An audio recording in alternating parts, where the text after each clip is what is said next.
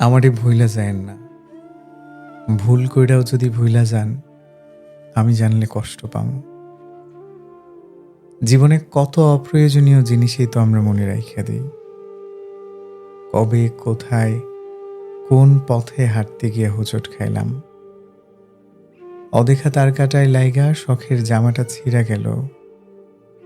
Local বাসে ওঠার সময় না দেখা কেউ একজন হাতটা ধইরা টাইনা তুলল। এমন অপ্রয়োজনীয় অনেক কিছুই থাকে যা মনে না রাখলেও চলতো, তবুও আমাদের মনে থাকে, আমরা মনে রাখি। আপনি আমারে ভুইলা যায়েন না প্লিজ। মনের এক কোণায় রাইখা দিয়েন।